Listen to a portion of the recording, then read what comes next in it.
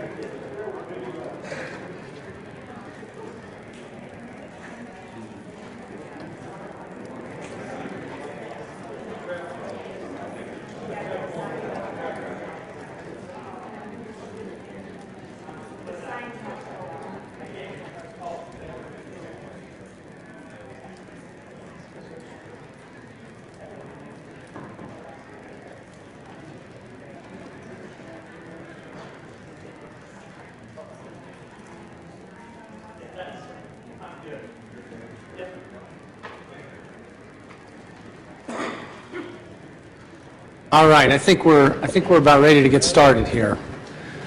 First of all, I wanted to start by just welcoming everybody here and thanking the people that have come here to speak their mind on this issue. This is House File 291. As we still have a few people coming in, we'll go ahead and get started. First, wanted to lay out, just the ground rules. What we're going to do here is we're going to bring in speakers one at a time as they come in. One will sit here, the other will sit there, and then so basically one will be on waiting, and the other will be speaking. We'll have for and against until we run out of people on one side, and then that anybody. Then we'll just bring them in order. No demonstrations. We want to make sure we give everybody the most time to speak. We want to allow the most number of people to be able to speak, and we are here for the next 2 hours, and we're looking forward to hearing what everybody has to say and their input. And the first person on deck here, I guess. Well, we will go ahead and start with you. Before you start, tell us who you are and where you're from. Well, thank you. Good evening. My name is Drew Klein. I'm the State Director with Americans for Prosperity here in Iowa. As an organization, we've been talking about the need for collective bargaining reform for several years and visited with thousands of Iowans on this very subject last year while talking to them on the phones and at their doorsteps about the issues that we need to address to put our state on a better path forward. Over the past week, I've also had the opportunity to talk with a number of people about this bill that work in the public sector. My message tonight is largely meant for them because I don't believe that the rhetoric from the union is based in reality. What we're hearing are scare tactics from a collection of organizations trying to protect their own turf under the status quo regardless of the impact on the rest of the state. The reality is that there are 7 states with either no collective bargaining for public sector employees or collective bargaining restricted to only designated categories of employees. Those states still have public schools, they still have police departments, EMS, public works, and a number of the other public services that we've come to appreciate in our daily lives. One of the other messages that we've heard is that changing collective bargaining will cause existing employees to leave and prevent us from attracting new ones. However, the Learning Policy Institute study on understanding the teacher shortage shows no correlation to a ranking of states by collective bargaining laws. This includes looking at the broad category of teaching attractiveness as well as teacher turnover ratings. In fact, there is evidence that high-quality teachers want to work in an environment where merit is rewarded more than seniority. Let's also recognize that Iowa already has school districts that aren't operating under collectively bargained master contracts. This includes the Pella Community School District, which is consistently recognized for its high academic achievement. While the union rhetoric is specious at best, we have plenty of data that demonstrates the need to reform collective bargaining in the state. Even the most cautious analysis of public versus private sector compensation shows a problem. The American Enterprise Institute study, which only examines state employees and excludes public safety employees, still shows a 9% gap in total compensation. A broader analysis of data from the Bureau of Labor Statistics shows even wider margins when comparing the categories of government employment to private sector employment. An additional study from the Heritage Foundation shows that our outdated collective bargaining system is costing our state and local governments well over $1 billion a year. To sum it up, not only will Iowa survive the changes to collective bargaining, we'll thrive under them. Because it's not the strength of the unions that makes our state a great place to live. It's the quality of our friends and neighbors and their willingness to tackle tough problems head on. Collective bargaining reform is going to be great for the state of Iowa. Thank you. Thanks for the input, Drew. We have somebody else. And in the future, whoever's next on deck, go ahead and get in the seat ahead of time, and then it'll be a little bit quicker. Good evening. I am Ann Swenson, an elementary music teacher in the Waukee School District. I am 34 years old and have been a teacher for 13 of those years. I hold a master's degree and I'm a national board certified teacher. I have been active in the Iowa State Education Association since my first year of college. Teachers are on the front lines and in the classrooms with our students every day. That's why our voices need to be heard and our ideas about improving education ought to matter. Those of us doing the work are the ones who know the job inside and out. As a teacher, if I am successful, our students are successful. While teaching in Norwalk, I served on the bargaining team for my district. Negotiating is about speaking with a collective voice to improve our school environment and set schools up to be successful. We created a clear agreement between educators and administrators which ensured everyone was treated equitably. The most important part of negotiating isn't about money. It's about creating an environment where our students have the best opportunity to learn. No one enters the teaching profession to become rich. In Waukee and many other districts, the negotiations team collaborates monthly with district administration, problem solving together, keeping an open line of communication between the administrators and those of us in the classroom. We discuss what is working well and what isn't. The legislation you are considering will make it illegal for us to have those conversations. Every meeting begins with a reminder of why we're here, to make Waukee better for kids. I ask you tonight, how does this legislation make our schools better for my students and my own child? In Waukee, district administrators and educators have a 40-year history of working together to make sure our community is an attractive place to teach. Despite these efforts, we still have challenges filling math and science positions, special education, industrial technology, world languages, English as a second language, and talented and gifted spots. This legislation not only doesn't help us in our efforts to recruit, hire, and retain the most talented teachers, it undermines us. It is an attack on our profession. Strong schools make strong communities. The existing law has guaranteed educators a seat at the table for over 40 years.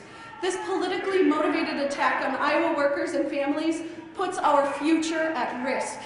Please stop this legislation. Thank you. Thank you, Ann. Introduce you. Good evening. Thank you for the opportunity to comment. My name is Nicole Crane, and I'm here on behalf of 1,500 member companies and more than 330,000 hardworking Iowans, both union and non-union, in all of Iowa's 99 counties. The Iowa Association of Business and Industry has policy and supportive changes to Iowa's Chapters 20 and 279. We are in support of House File 291 and Senate File 213. Iowa's unemployment rate is lower than the national average.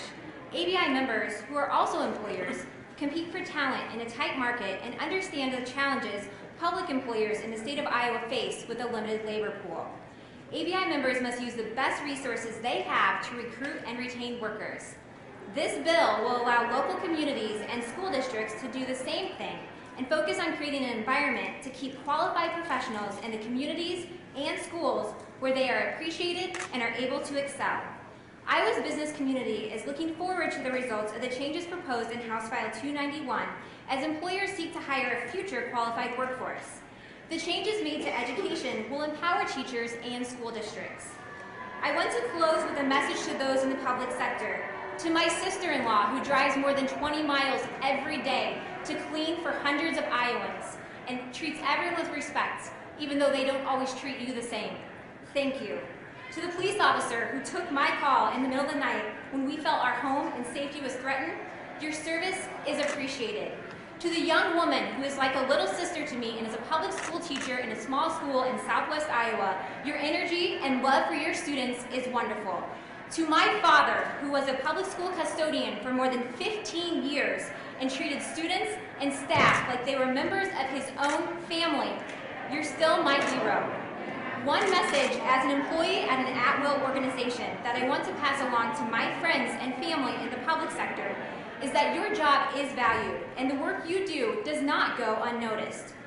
Although change can be scary and brings uncertainty, I'm excited for the opportunities that are possible in this bill.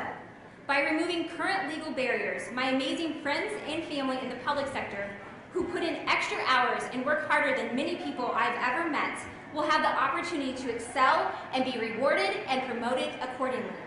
Iowa's collective bargaining law has not been updated in more than 40 years. Now is the time to act. Thank you for your careful consideration of this bill. I ask that you support House File 291. Thank you. Thank you, Nicole. Please introduce yourself and where you're from. My name is John Thomas. I live here in West Des Moines. I'm a police officer and I'm also a Teamster. We've been told time and again that this bill is about giving the balance and with the employers and balancing that scale and giving local control. You wanted to balance the scale, but you didn't. Instead, you took 17 topics that were mandatory to bargaining. You made 7 of them illegal, 9 of them permissive. You left 1 as mandatory. And the one you left mandatory, you put restrictions on. This doesn't create an environment of collective bargaining. It creates an environment of collective begging. I've heard people say, you can still have these conversations in the hallway about those things that are illegal. If I'm having the conversation in the hallway, I'm bargaining, and you made it illegal. You've taken control from cities and counties rather than allow us to do it. If you wanted to improve the bargaining process, why didn't you ask those of us involved? Either the Teamsters, SEIU, ISEA, AFSCME, or any other union has been asked about what happens at negotiations on a local level. Through the committee meetings and with the legislators, we've also learned that you didn't even ask your co-legislators. You asked no Democrat any input on this. This bill is a direct attack on state employees, and the unions have been willing to sit down and work on a solution, but no one has asked for our input. Because Iowa suffered unprecedented losses in public safety last year, those sponsors of the bill thought it was prudent to carve out police and fire. It's not very popular to attack us these days. But as the bill is drafted, thousands of police officers and firefighters, dispatchers, jailers, and correctional officers will lose their collective bargaining rights. I'm a Republican. I have very conservative values. Most of my coworkers in public safety are Republicans, and there's plenty of union members who are Republicans. But we didn't vote to get stabbed in the back while we protect and serve our communities. And that's the problem with this. The truth is, though, police and fire don't want carved out. We stand with our teachers, our snowplow drivers, our public works personnel, and our correctional officers and nurses. A harm to one public employee is a harm to all public employees. These public employees are our partners in providing a safe community and serving our neighbors. Stripping away public employees' voices in the workplace will drive the best workers away from public employment. We already can't find good applicants to be cops, teachers, and other public sector workers, and stripping away their voice at the bargaining table is not going to create a better relationship. Every legislator who supports this bill should expect to be challenged next November in their elections by a police officer, a teacher, or a public sector worker. I hope legislators remember this when the employees who perform this work are not there for it. The bill and the behavior of the majority party with this is exactly what's wrong with this country. You're representing special interests who funded your last campaign and not your constituents. You certainly aren't representing your schools, your children, and your grandchildren. Now, we've heard there will be some amendments to this bill, and so we do hope that you do it right.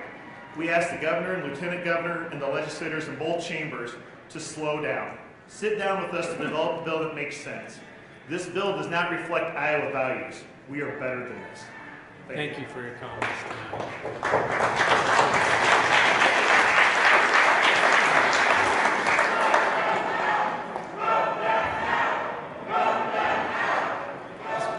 Please introduce yourself and tell us where you're from. My name is Gretchen Tegler, and I'm with the president of the Taxpayers Association of Central Iowa and live in West Des Moines.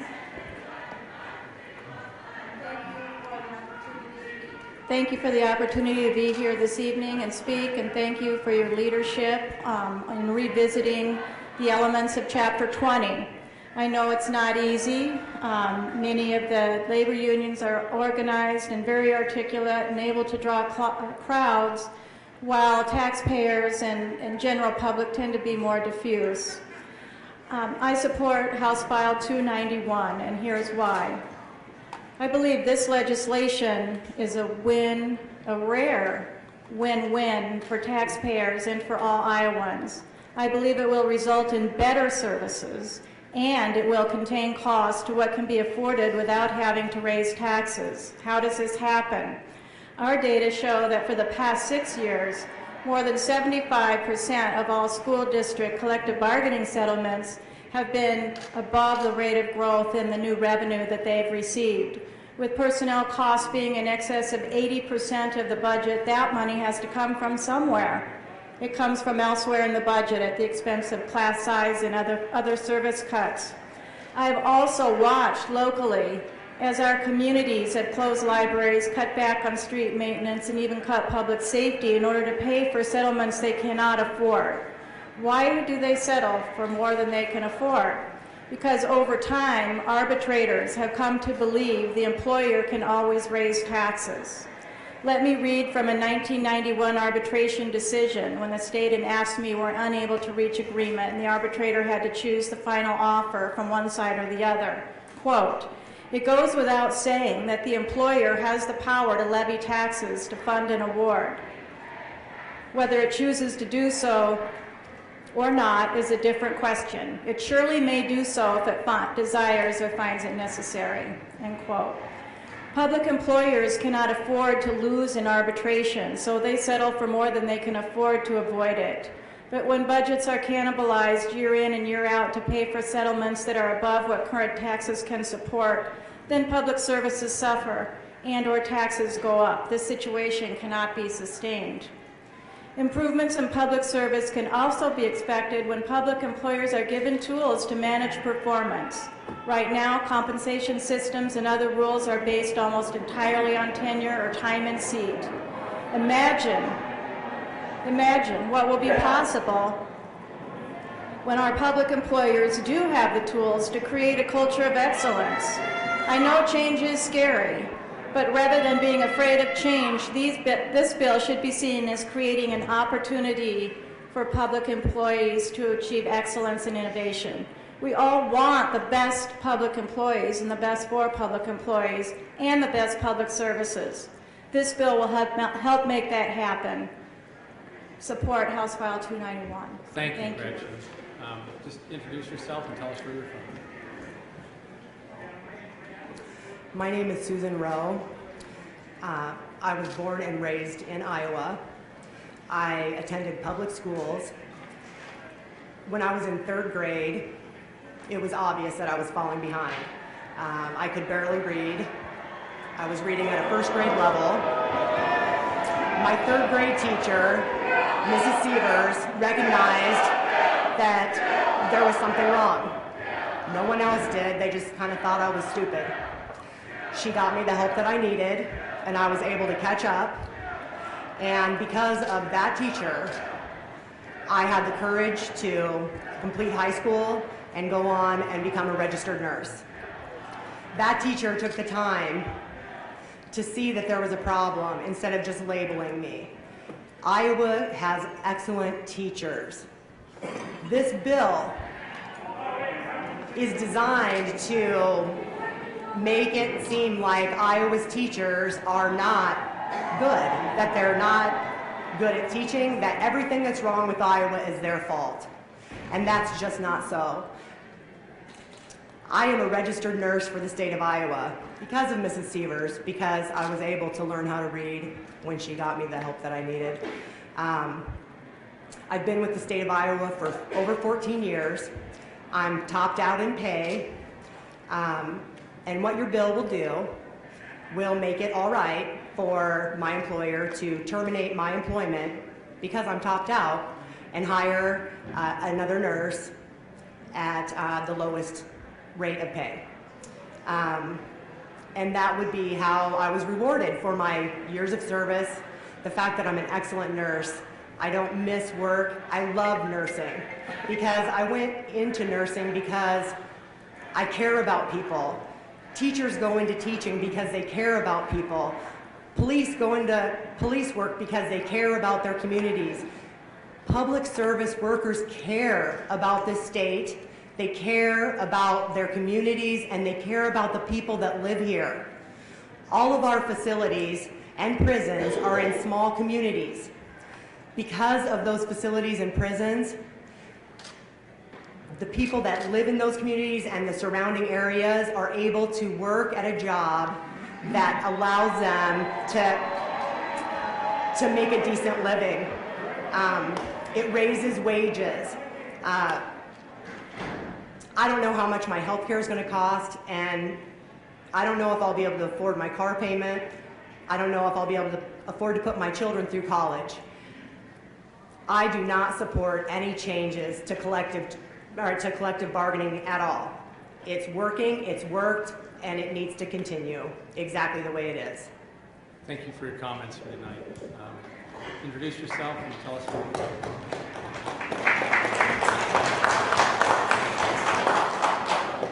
My name is Tammy Warrer. I'm president of the Iowa State Education Association, and I appreciate the opportunity to speak on behalf of more than 34,000 ISEA members. More than 43 years ago, Republican legislators and Republican governors spent time listening to the concerns of working men and women in Iowa, the people directly affected by legislation they were crafting.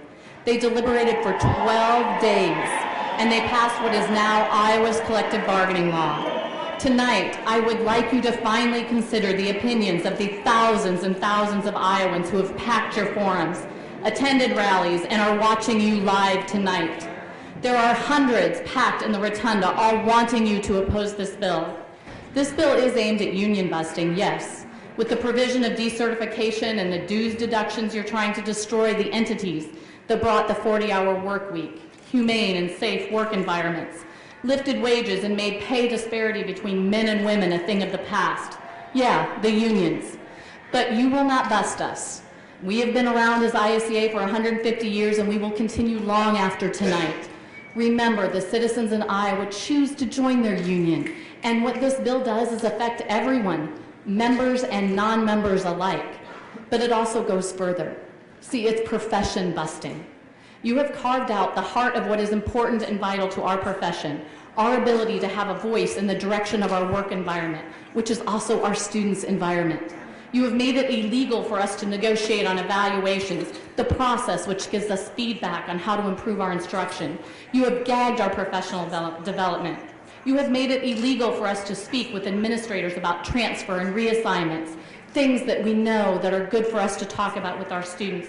But even more heartbreaking is that you have made our profession less attractive for young people.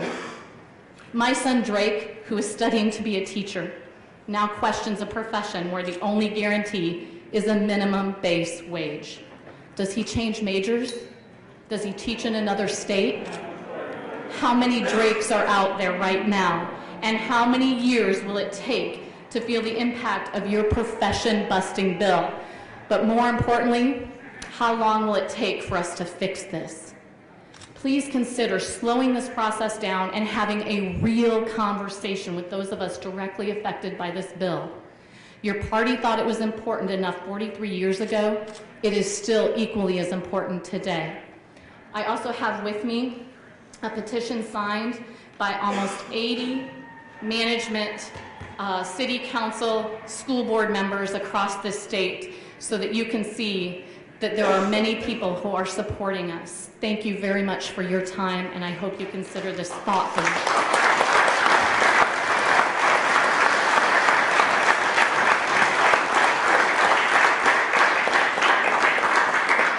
I want to caution the audience, if we spend too much time with applause, there are fewer people that will get a chance to speak. So please hold back on the applause, and we'll move on to the next speaker. If you'll introduce yourself and tell us where you're from. Thank you. My name is Doug Nyes. I'm the president of the Iowa Professional Firefighters, company officer with the City of Ames Fire Department, representing nearly 1,600 professional firefighters in the state of Iowa and EMS emergency responders. I humbly thank you for allowing the firefighters and other public safety employees to continue to collectively bargain with their employers. However, we still have concerns with the bill. I debated for some time on whether or not I should speak today, and I realized that we're all public servants standing on the shoulders of giants who came before us.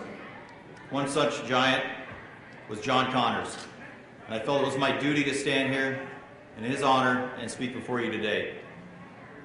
Some of you may still remember John Connors. I did not have the pleasure to know him. A giant in his own right and a legend among professional firefighters in Iowa. He was a Navy veteran, a Des Moines firefighter, and a key state legislator that worked alongside Governor Ray to craft Chapter 20 in the 70s, a law that has stood the test of time for more than 40 years. The political environment in the 70s was very different. It was a time of great bipartisanship and civility. Leaders knew the value of working together for common sense legislation that allowed public servants to earn decent wages, take care of their families, and be a productive part of the middle class. Leaders like John Connors knew the teamwork and harmony needed to run an efficient firehouse, a balance that would be dangerously upended with the current bill that guts civil service processes and proper cause needed to end someone's career. Prohibiting a public employee from appealing that decision in district court is simply wrong. It takes away basic right from a public employee that a private sector employee retains. Other items in this bill, like requirement of recertification and the removal of dues collection, are simply solutions looking for a problem. So I stand here today, proud to honor a fellow firefighter and a brother, John Connors. And I speak for the public servants that will come after us, like John Connors did for me in these same halls 40 years ago. I challenge all of us, all of you, to think about the courageous leaders that came before, leaders like John Connors and Governor Ray, whose presence and impact is still felt in this building today. We should ask ourselves, what would they do? I respectfully ask you to reconsider changes to collective bargaining that have served the citizens of Iowa exactly as the giants who came before us designed them to. Thank you. Thank you. Thank you, Bill. Go ahead and introduce yourself and tell us where you're from. Yes, I am Kerry Grunhagen. Thank you for this platform this morning. My wife and I are small business owners in Iowa. We do not view union workers as the enemy. We have many friends who are public union employees. I hear the stories of their daily struggles and challenges. I respect what they do. I respect them because my job also requires many unpleasant tasks, an element of danger, and seemingly impossible challenges. The hours are often very long. In our busy season, my wife often doesn't know when she'll see me again. When the emergency sirens go off in our small town, she calls to make sure I'm still alive. We don't have anyone to fall back on when things get tough. Our work and our own merit is what determines our survival and our success. As I respect our public union employees and how hard they work, I also respect how hard my wife and our daughters work. They have multiple jobs and activities. My son married last April to a wonderful, hardworking lady. It's almost been a year, and they still have not had the time or money to take their honeymoon. My mom and dad are in their 70s. They are not retired. They haven't had a vacation in decades. At a recent town hall, a union employee was afraid she would have to pay $500 a month for health insurance. Another one mentioned giving up a negotiated raise to maintain their insurance plan. I was surprised, not because it isn't a lot of money, but because we have given up tens of thousands of dollars due to this ill-conceived healthcare plan called the ACA. As small business owners, we don't get company-paid insurance. we don't get to negotiate how small our copayment is. That is hard-earned money we will never get back. That would amount to a wonderful raise if I could get it back, but we don't get a raise. We just get higher taxes and more regulations. Every time a union says to raise taxes, that someone needs more retirement, insurance subsidy, or more vacation pay, that money comes out of our paycheck. My family, my wife, my son, and his young wife, we are forced to find another corner to cut, another birthday party to skip. Maybe we can find someone's old used tires to keep our car running. The public employees are not the enemy. Perhaps in the rigors of life, they forget the blessing a government job really offers. There are real families that are made to suffer when another burden is placed upon us. The story I just told is the story of many Iowans. Iowans who don't receive automatic raises every year or negotiated bonuses on the taxpayer dime. I know that I am a lone voice up here today, and I know that, in the story I just told, represent thousands of Iowans who are intimidated and fearful. They fear for repercussions on their business and their families. I know because I have the same fears, but I, like many Iowa families, have had enough of the ever-increasing regulations and taxation. We, the Iowa taxpayers who do not draw from the system, we also deserve respect. We deserve the respect of a voice at the table where our hard-earned dollars are so easily requested and spent. I hope that they can see those of us who are working 80-plus hours a week, the ones who fund their annual raises, their health insurance, their vacation pay, and their retirement as real people to be respected. Our money is hard-earned, just like theirs is. Thank you. Thank you for your comments. Introduce yourself and tell us where you're from. Good evening. My name is Dan Holman. I live in Urbandale, Iowa. I happen to have the honor and privilege of being president of ASME Iowa Council 61, which represents 40,000 public employees in the state of Iowa. In front of me tonight are petitions from over 7,000 Iowans who are urging you to listen to their fears. I'm here because these attacks on collective bargaining are a direct assault on everything that makes Iowa great, a great place to live. Public employees get up every single day and go to work, making Iowa a better place to live. They plow our roads so we all can get to work safely after a blizzard. When our water pipes break, they go down into a chest-high sewage to fix them and make sure that our water stays safe. These are people who connect the unemployed with job training and connect them with employers, keeping our local economy strong. These aren't glamorous jobs. These jobs won't make them rich, but they are important and they make a difference in our communities.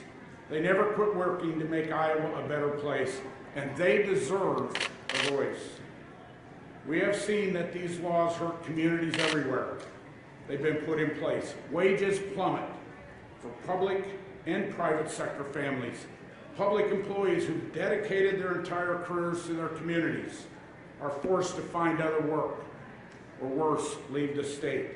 Rural school districts across Wisconsin can't find teachers for their kids. The only way you could say these laws are successful is if your goal is to drive down everyone's wages, which I actually suspect is the case here. See, we know this isn't just about Iowa. These bills are part of a coordinated attack on working families across this country. In Wisconsin, Michigan, Kansas, and Missouri, the goal is the same: drive down wages across the board to secure more massive tax breaks. It goes like this. A big corporation gives money to all of you. They give money to Americans for Posterity, who spend millions of dollars to get you elected. After the election, their corporate lobbyists and ALEC have them pass bills like this and massive tax breaks for corporations as payback. We know they're from the same place because they read almost identically. One hand washes the other. They get theirs and everybody else loses. Families start living paycheck to paycheck, and families who are already there fall into poverty. Small businesses close because they can't offer discounts to people who don't have extra money anymore. Our roads crumble and our kids suffer. Bills like these are what happen before communities die. Please, please stop the assault on working people. Thank you for Support your the people comments. who support the communities. Kill the bill. Thank you for your comments.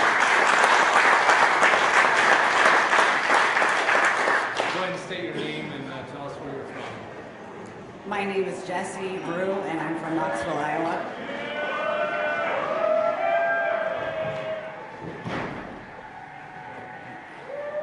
I've worked as a nurse in both the public and the private sector. True collective bargaining promotes democratic values, job safety, and strong communities across the great state of Iowa. It sustains middle-class working families and benefits not only the public workers, but the private sector, small businesses, and all of our families. This attack on working families strikes at the very core and the heart of Iowa. To the supporters of these bills, I ask you to see that the same people who elected you are standing up in unity against gutting of Chapter 20. Our communities will lose when wages fall, families lose insurance, quality educators can't be found to teach our kids. It happened when other states have followed this path. Please focus on what's best for the people, not some agenda from out-of-state interests. I ask all of you, legislators and private citizens, if you think the scale is tipped in the workers' favor, would you be willing to walk one day in their boots?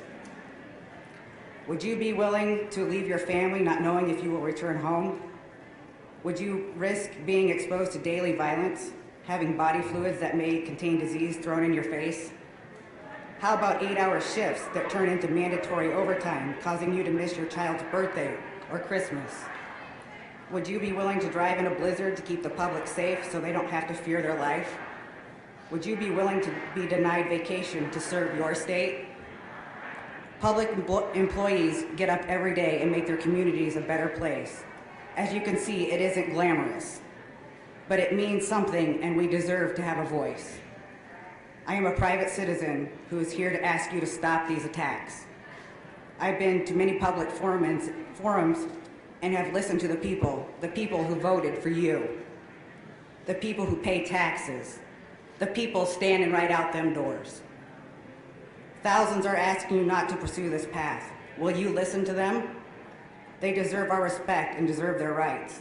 Please, before you cast your vote on this bill, think about the very real and disastrous consequences it will have on the communities across our state, and vote no. Thank you. Thank you, Jesse. Go ahead and state your name and where you're from. My name is Todd Copley. I live in Des Moines, Iowa. Gutting collective bargaining will hurt all Iowans. Public employees work all day, in and out, to make Iowa a great place to live, and without collective bargaining, private and public sector wages across Iowa will plummet. We make a difference as public employees in our communities, and that means something to us, and we deserve a voice at the table. Day in and day out, Iowa public employees do the hard and vital work of keeping our communities running. We never quit on our communities because we are our communities. When you hurt public employees, the entire community suffers. Similar legislation on collective bargaining in Wisconsin has led to shortages of teachers and public safety officers. This hurts our children and makes our communities less safe. Changes to collective bargaining will stifle private sector growth in Iowa, decimating Iowa's economy for all of us. Since Act 10 was introduced, Wisconsin has ranked 32nd in the nation in private sector job growth and has trailed the national average job in creation for 5 straight years.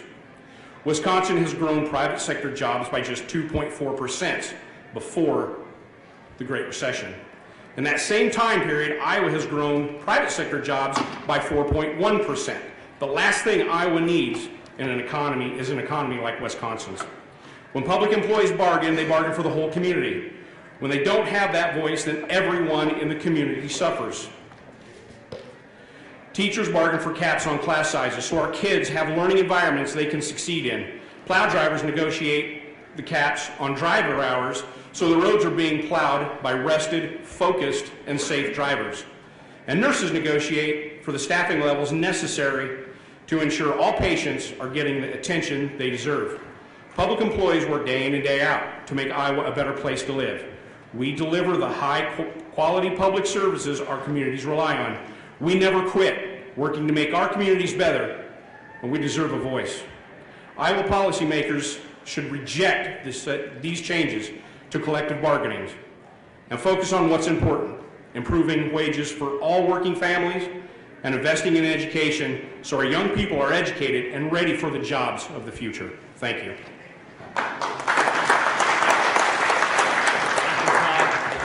Go ahead and state your name and where you're from. Hi, I'm Lynette Halstead. I live in Marion. I work at the University of Iowa Hospitals and Clinics. I have to say I'm way more comfortable saving lives after a trauma than I am speaking in front of a bunch of people. So, I'm here today because I take pride in my job. It's a very challenging position. I work in the emergency room, where we care for the patients who are in the most acute and urgent need of the highest quality treatment. I didn't become a nurse to become rich. I became a nurse because I care about the patients and their families I serve. And I know that all of the people I work with are in it for the same thing, for the patients who depend on us for their health and in many cases their lives. It matters to us in Iowa to have good hospitals. It matters for our community and it matters for our quality of life. The simple truth is the system is rigged against people like me and so many others. We are just trying to get or hang on to a good job, take care of our families, and serve our communities. The fact that things are rigged against us brought a lot of people out to the polls in November. But no matter which candidates we voted for, we didn't vote for this. Nobody campaigned for this. Nobody told us the first thing the legislatures would do was attack working families. This is not how we do things in Iowa. We voted for good jobs, good schools, and good health care, and for a strong, living, and decent, honest life. What some in this body want to do isn't decent. It isn't honest, and it hurts all of us. It's not what Iowans voted for. Iowa has long ensured that workers like me could have a voice in the job, together with my coworkers. It is disappointing that some lawmakers are taking their cues from out-of-state corporations and special interests. The changes being proposed will make it harder to hire nurses and harder to keep them in our state. That puts patients at risk. I have been a registered nurse for 20 years. It is an honor to do what I do. I am proud of my job and the value it has to my community, and that's why I decided that I would come speak tonight, not for my own job, but for what our hospitals mean to our communities. The things we build together, like hospitals and schools, we need to protect and strengthen them. If people like me lose our voice at work, and I can't speak out for the patients and what they need, that will only weaken the hospitals, and it will weaken our community. The laws have been in this way for 40 years, and they have worked for us. I urge you to put healthcare professionals and their patients before politics. I urge that you not support HF 291 and let me and all of us get back to work in service to our communities. Thank you. Thank you.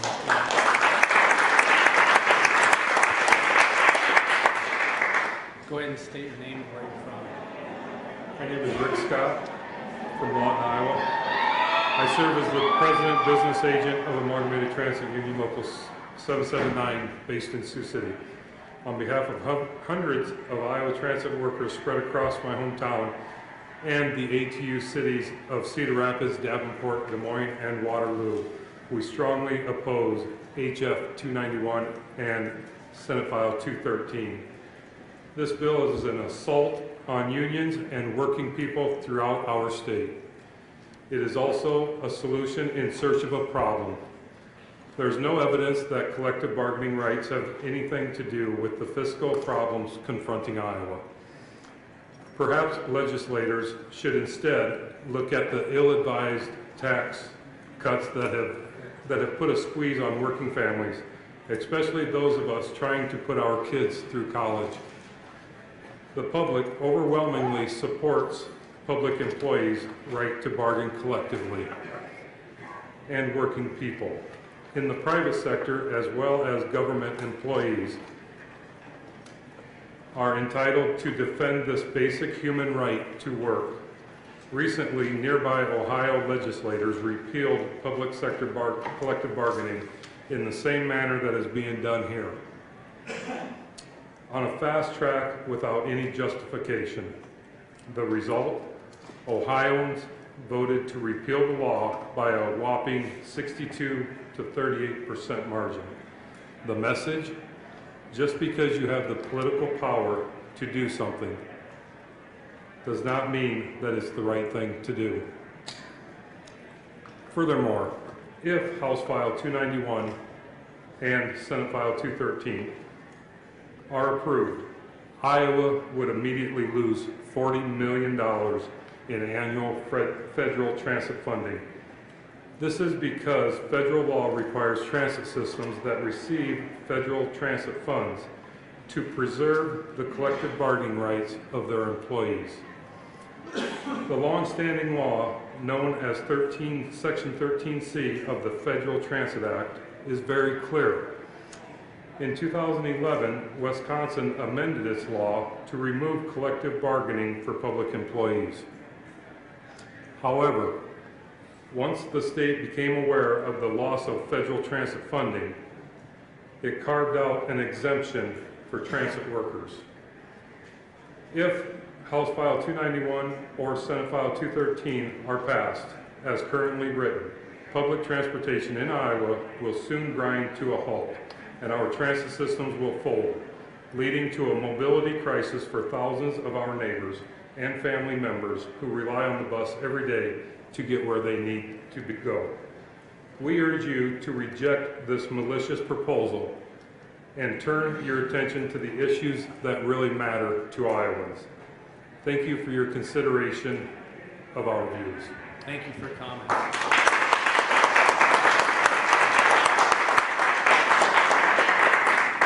Go ahead and state your name and where you're from. My name is Jody Butler, and I'm from Ankeny. I oppose House File 291 and Senate File 213. I'm a lifelong Iowan, and I've lived in both rural and urban areas. My mother was a teacher, my father was a businessman, and served as mayor, city clerk, town council, firefighter, and World War II veteran. Public service is in my DNA. In 1975, I became a teacher. I've worked in public, private, and nonprofit sectors, including a Fortune 500 company. In 1980, Governor Ray appointed me to a property tax study committee, and in the 90s, I served for 5 years as Governor Branstad's education policy advisor, as well as workforce development. I worked with constituents of all parties and organizations at all levels. I learned a great deal from my experiences, and I learned to do more than listen. I learned to engage those who had both knowledge, expertise, and experience to improve Iowa's laws. Fairness and justice are what Chapter 20 means to the public sector workers. House File 291 is an ill-conceived, mean-spirited bill. It strips basic protections for workers. Iowans deserve to know this bill will result in suppressing wages for both public and private workers. I offer as evidence the Economic Policy Institute's research.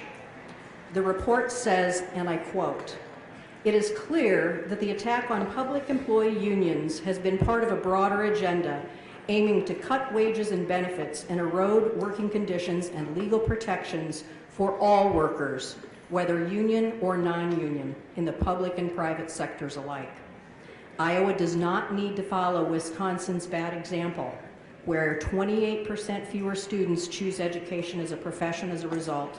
Teacher shortage areas have been exacerbated. Rural schools can't attract or retain teachers, and fewer candidates apply.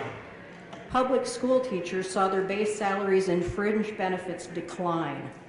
And the state's economic growth has continued to lag in its neighbors and the nation since they passed their bill. Iowa's Chapter 20 took 2 years of deliberation, not a mere day, a week, or a month. Public workers and their representatives were consulted and included in the development. Majority Republicans held both houses, and Robert Ray was governor. Iowa was a national leader and looked to for its foresight.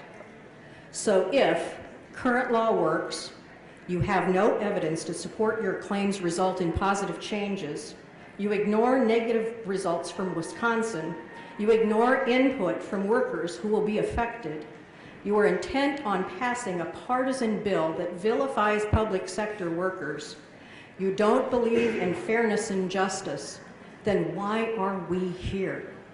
Because you are swift-boating the public with your rhetoric, suggesting reform and innovation, but it takes more than that to honor democracy and improve the laws that show respect for Iowa's workers.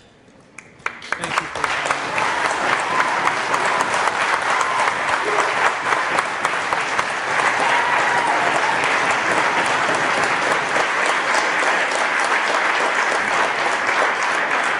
Go ahead and state your name and where you're from.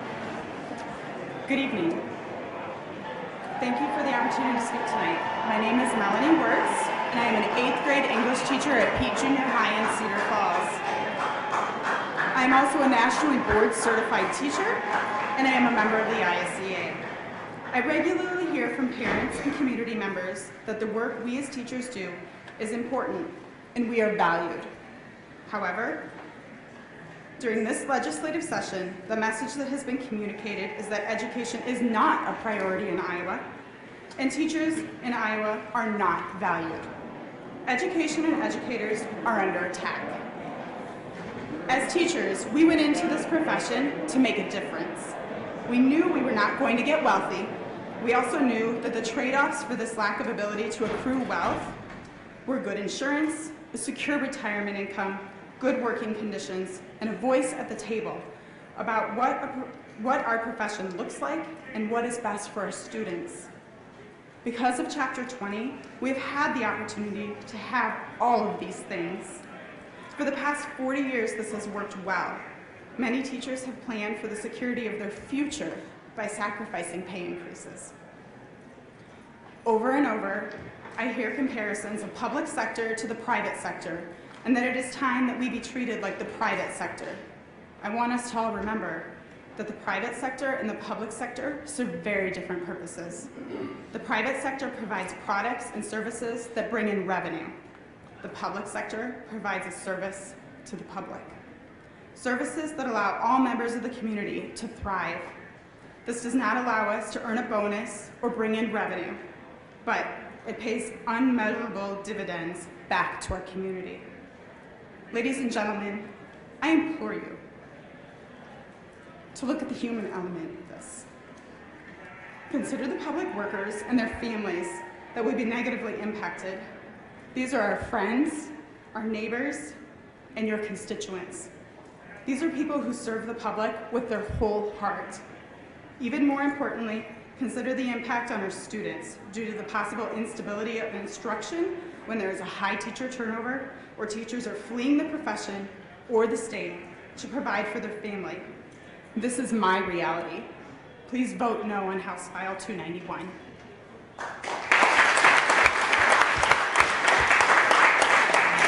Thank you for your comments, Melanie. State your name and where you're from.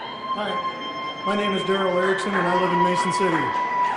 I'm an engineering operations technician for the Iowa Department of Transportation. Thank you for the opportunity to address you this evening. I'm here to speak in opposition of this bill. There are many reasons to oppose this legislation, but the one I would like to speak about most is how this bill could and possibly will affect all Iowans. Public sector employees are the ones that teach our students. They're correctional officers that protect us from the dangerous people that our law enforcement officers have incarcerated. They're the probation officers that go out and take care of the people that have made a small mistake, but not big enough one to be incarcerated. They're the DHS workers that go out and take care of our most vulnerable citizens in the state of Iowa. And the ones that hit me the most are the street and transportation workers that are out there plowing our streets, plowing our roads, rebuilding those roads and bridges to make them safer so all of us can travel easier and our manufacturers can get their goods to their destinations. Iowa families, Sorry. These public sector workers take a lot of time away from their families. The DOT workers, the correctional officers that work on holidays, the DOT workers and the city street plow guys that go out at all hours of the night so the rest of us can get back to work on time and not be late for work. There's a service out there that they provide that not a lot of other people want to do. The inspectors out on the roads making these roads smoother, safer, and the bridges safer again. Bridges that we have, a lot of them right now that are not very good shape. They stand out on the interstates with traffic going by them at 70 miles an hour, standing next to 300-degree asphalt and 90-degree weather, making sure that everything is done correctly.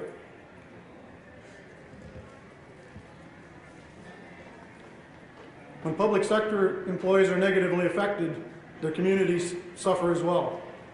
Legislation such as this has led to shortages of teachers, public safety officers, and snow operators in our neighboring states that have passed similar legislation. Let's not be like them. Let's have Iowa be a leader and show everybody that we can do things the right way. Since Act 10 was passed in Wisconsin, they have ranked 32nd in the nation in private sector job growth. Since the Great Recession, their private sector jobs have grown by a measly 2.4%, while Iowa's have grown 4.1%. I see my time is short, but I just want to say, public sectors work every day to make Iowa the great state to live in that it is. We provide high-quality services that my family and yours rely on, and we never quit working to make our communities better. We are your neighbors, the ones that coach our young athletes together, the ones that go to church together, and the ones that belong to the same civic and service clubs together. The key word to this is together. Collective bargaining works when it is done together. Please reject these changes to collective bargaining that take away the workers' voice. Let's work together to make Iowa a leader in people wanting to come to our state and work and raise their families, and know that they have a voice and are important to the success of our state. Please remember that one word, folks, together. Thank you.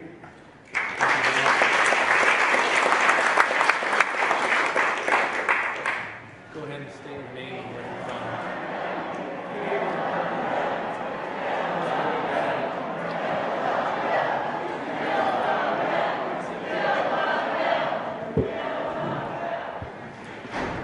Good evening. My name is Ty Cutcomp.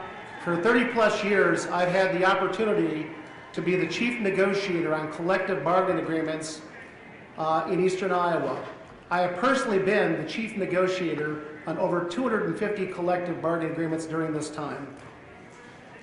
The first thing I'd like to say this evening is that it's ironic that a bill about collective bargaining may have no negotiations or no compromise associated with its passing. Let me say that again. There may be no negotiations or no compromise over a bill concerning collective bargaining that has those fundamental elements at its core. How can that be possible? Don't fast track this. Give it the courtesy that 40-plus-year-old legislation deserves.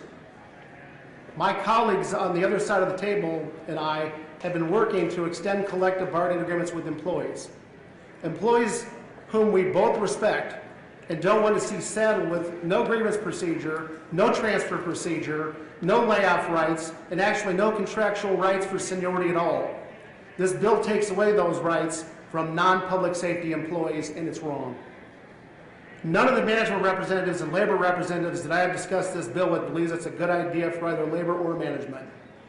Here are some aspects of the bill that have been raised in these discussions.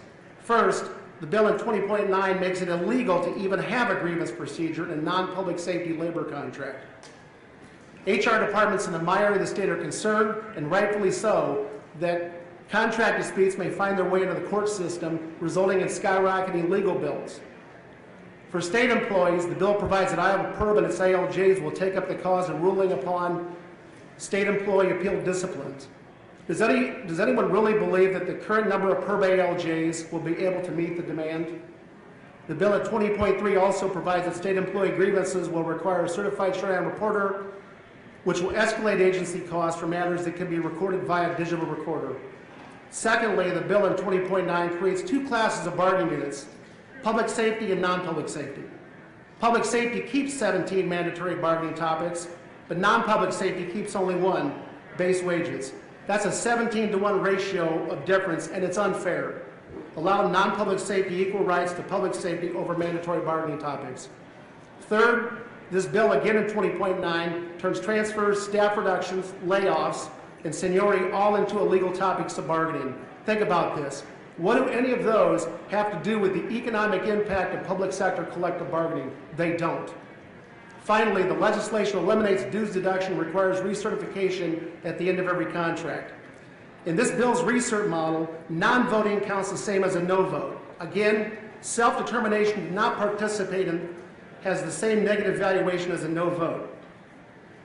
Thank you for your comments tonight. Time's up. Go ahead and state your name and where you're from. My name is Shelley Silver. I'm a probation officer. I'm a probation officer with the Polk County Jail Court, Shelley Silver.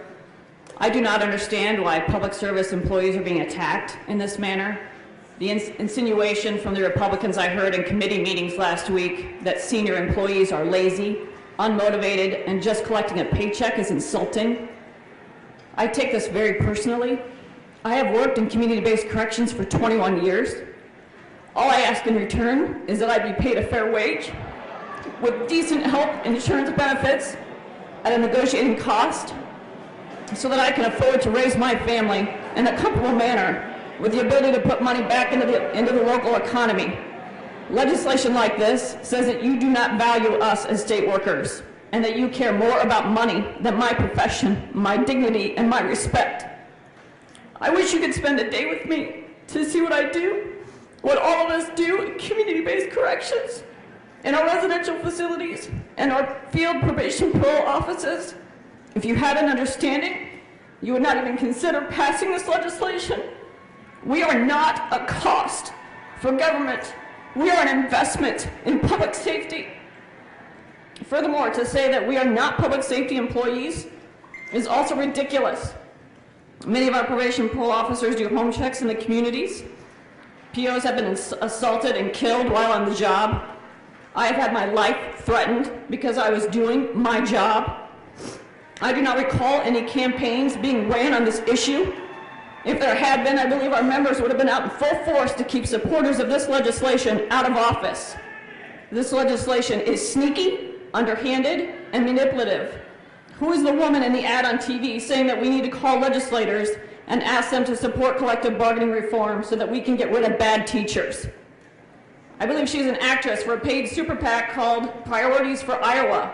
If we ran an ad, it would say that this is false. Public employees can't be fired because of unions, and this bill affects all public employees, not just teachers. With this legislation, management can decide they want to fire us without cause. Republicans said last week that as long as we have a strong work ethic, we have nothing to worry about. If that were the case, we would have needed unions in the first place. If I get fired, I have no recourse except to get a lawyer and sue. I certainly can't afford that. Every year, community-based corrections has a budget shortfall because the legislature does not give us enough money to fund our department. I'd like to think I wouldn't be fired, but who knows? I'm maxed out at my pay scale, as are many people who chose to make this a career and raise our families here in Iowa. Who's to say they won't fire us and decide to hire brand new probation officers at the bottom of the pay scale? They supposedly could do the job for less money. Well, that might be tempting. With my 21 years, I bring experience, knowledge, and compassion when meeting with offenders. On a daily basis, I'll help hold offenders accountable when they violate their probation. I keep the community safe, as we all do. New inexperienced employees often find themselves overwhelmed with what we do. I believe you would see repeat offenders at a higher rate, and therefore a decrease in public safety. We should not mind paying our taxes. Thank you for your comments. Your time. Thank you.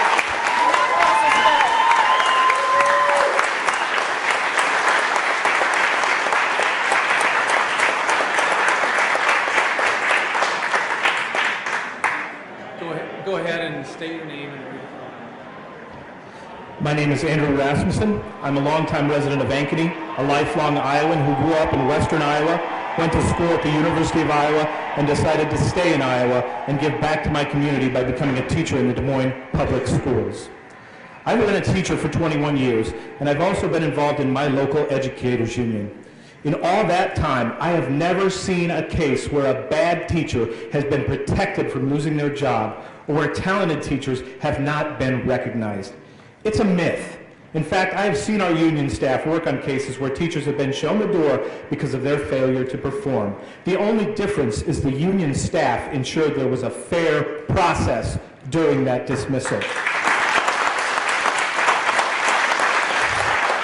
If administrators do their work, they can fire so-called bad teachers. I have sat on several bargaining teams where we worked collaboratively with our district to figure out ways to give rewards to exceptional educators. It's simply not the case that our Chapter 20 rights are being used to protect these droves of so-called bad teachers that some of you in here apparently have nightmares about. The collaborative nature of our current bargaining system allows for a fair set of rules to negotiate a contract. Neither side has an unfair advantage, and the process is not contentious. In all my years of teaching, we have never had to go to arbitration, and there has never been any labor unrest or some great fleecing of the taxpayers. We have chosen year after year to give up salary increases for better health insurance packages because our members wanted it and our district recognized the attractiveness of those items in hiring and retaining great teachers. All the while, we always negotiated while sitting here and waiting for the state's SSA numbers in mind as our guidance. The process is successful because neither side leaves feeling totally victorious, nor does either side leave feeling totally defeated. Collective bargaining works and has worked for 40 years. I am honestly stunned at the total gutting of bargaining rights that is being called tweaks and balancing. This bill is not just minor changes, but a total attack on public employees across the state. It's shameful, and as Iowans, we should be better than this extremist Koch brothers financed agenda. This bill will create deep divisions in Iowa, and I think it is a major overreach by the majority party that may come back to haunt them in 2 years. It would have been much wiser to make smaller changes rather than what this bill contains. To wrap up, I recall the day when I got my teaching job 21 years ago. My mother and father were proud of me for choosing to stay in Iowa and choosing to serve the public as an educator. I still remember the tears of joy in my mother's eyes. Now, 21 years later, my mother called me again, and she has tears again, but this time her tears were because she could just not understand how we have come to a place in this state where public servants would be put through such a vicious attack. She's worried for me because I stand to lose pay, insurance benefits, and job protections that ensured I could do a good job for my community. I'm worried for my own kids and community. The actions in Wisconsin led to huge teacher shortages and educators leaving the state. Now Iowa will experience the same thing if this bill passes. What future do my children have if schools cannot find good teachers? What future does Iowa have? We should not be joining states like Wisconsin and Kansas in a race to the bottom. I'm asking you to please vote down this bill, send it back to a committee, and work on sensible changes that maintain a bargaining process that has been fair to both sides and created good jobs in this state. Thank you.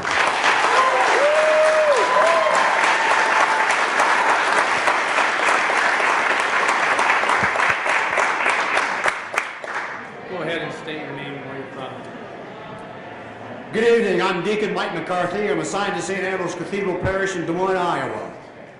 I retired in 2006 after 36 years of public service in the state of Iowa. I'm a vice president in the retiree chapter of the American Federation of State, County, and Municipal Employees. I consider my years of serving in the Local 3450 as an elected official, a shop steward, and a contract negotiator part of my diaconal ministry. It still is. One of the pillars of the Catholic social justice teachings recognizes the self-worth of work. Being part of the productivity of any endeavor creates a covenant between the employer and the employee.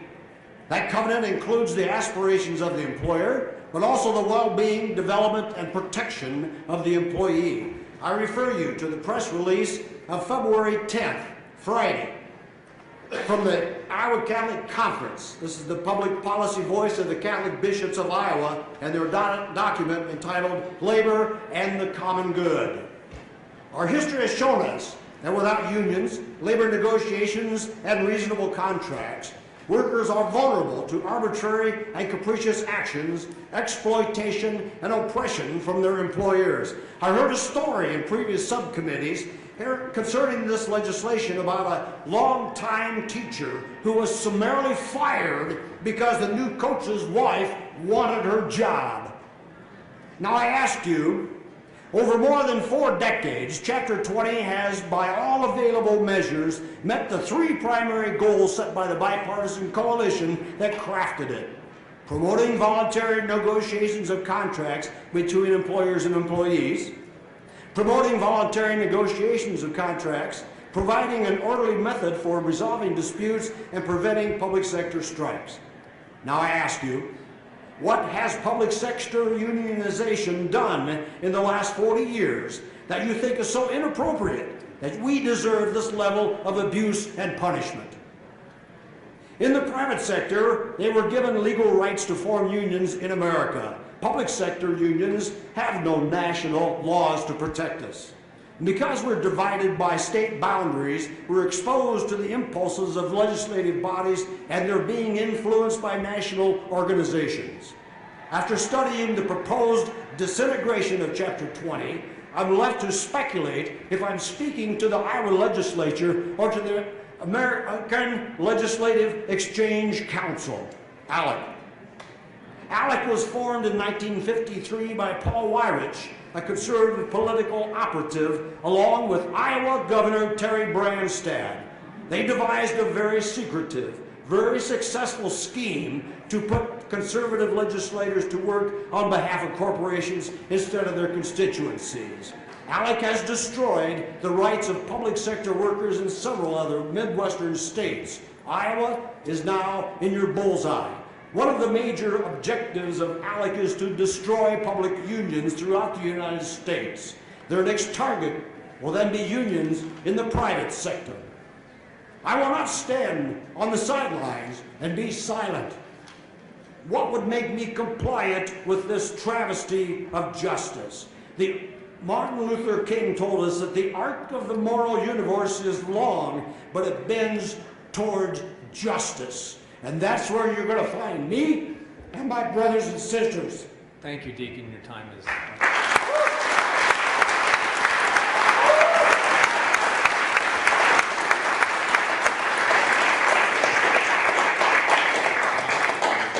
Go ahead and state your name and where you're from. Hi, my name is Pete Clancy, and I have been teaching language arts and social studies at the high school level for the past 11 years in Cedar Rapids. I am a proud product of Iowa's public schools, and I'm from a family of public educators. My mother is a special education associate here in Des Moines. My grandmother was a special ed teacher in Ames, and while doing that, my grandfather was a language arts teacher and eventually a principal. Today, both of my grandparents are proud lifetime members of the National Education Association, as are any education professionals in my family. But my thoughts today turn to my great-grandmother, Frida. While a young teacher, Frida fell in love, like young teachers do, and eventually married the man that would become my great-grandfather. Now, they had to secretly marry. They had to leave the state of Iowa and have the wedding performed secretly in Minnesota, because at the time, my great-grandmother Frida's district, like many districts in Iowa, had a marriage bar, an abhorrent practice that collective bargaining helped end. Attacks on teacher professionalism have long been rooted on attacks on women. Today, over 75% of the public education workforce are women, and I can't help but see House File 291 as an attack on women as well as all working individuals in Iowa. While it may not seem like on face, Iowa's current collective bargaining law is what helps me feel like a professional pursuing my dream of being a teacher. The proposed changes to Chapter 20 would erode any sense of professionalism I have as a public employee. One specific change makes evaluation a prohibited topic of bargaining. In the status quo, teachers, through their bargaining representatives, have a direct say in how evaluation will occur. However well-intentioned our district administration may be on their own, they're removed from the everyday realities of a classroom teacher. It is essential that we teachers have a voice on how we're evaluated so that our evaluations reflect what good teaching actually looks like. But evaluation is only the tip of the iceberg in terms of the horrendous deprofessionalizing changes to Chapter 20. Essentially, it destroys what my grandparents and what my great-grandmother Frida fought so hard for to attain, their professional voice governing their profession. Let me be explicitly clear. Today's attacks are not just on employee unions, they are on employees. Attempts to limit the voice of unions is an attempt to take the professional status away from these hardworking women and men. This legislation will turn back the dial of progress we've made, reducing teachers from passionate, creative professionals in the most human of industries, changing them into interchangeable, replaceable cogs in an economic factory model of education that just doesn't work. Thank you for your remarks. Your time is up.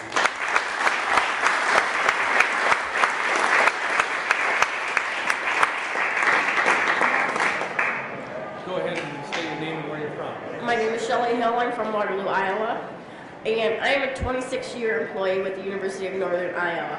When I was first offered the job at UNI, I had to decide whether I should take the job and take a pay cut or keep my current position. I decided to take the job because the benefits that I would receive outweighed the wages that I would lose. This House bill will cut my benefits drastically, including my seniority. This means that if there are layoffs, somebody who has just been hired could keep their job and I could be out the door. If I get laid off, I would lose my insurance. This means I wouldn't have the medication that I need for my asthma and my allergies. If you don't know, asthma is considered a chronic illness. People have died from severe asthma attacks. I have 3 grandchildren and 2 small nephews that just love spending time with me. And if I don't have the medication to help keep me alive, then I won't be able to spend time with them. They will not be able to spend time with me. I urge you to vote no on this bill. Thank you.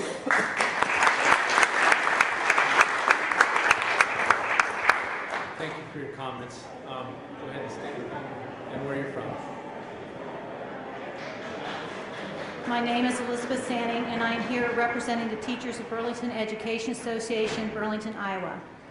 We are teachers, but we are also mothers, fathers, and grandparents. We're community members, we raise our children, we care for our aging parents. We volunteer, we attend church, we love, we grieve, we pay our taxes, and we participate in the voting process that has made our country and our state so strong. We try to do the best we can in our professional and our personal life. We strive to treat others fairly and ask to be treated fairly in return. And fairness is the essence of collective bargaining. Yet fairness is under attack. I've read that this bill is about giving local control back to school boards, but you can't give back something they have always had. They can come to the table just as we do. They can propose changes, agree to changes, and oppose changes to master agreements just as we can. The contract is written by both sides and agreed to by both sides. But with the passage of this bill, the teachers will be limited to one item, base pay, and even that has limitations. This would be akin to the Republican legislators being told they could contribute language to exactly one bill each session. A bill with a predetermined budget ceiling and one that they could vote on, but the rest of the session, they would not be allowed to propose any bills, any changes, agree to changes, or vote on any other bill. Every politician who runs for office promises to listen to the people and to fight for the people. At what point did Iowa Republicans and Governor Branstad stop seeing teachers, correction workers, and public employees as people? At what point do we become just line item budget expenditures in your eyes? We are your people. Stand up, listen to us, fight for us, and vote this bill down. Thank you.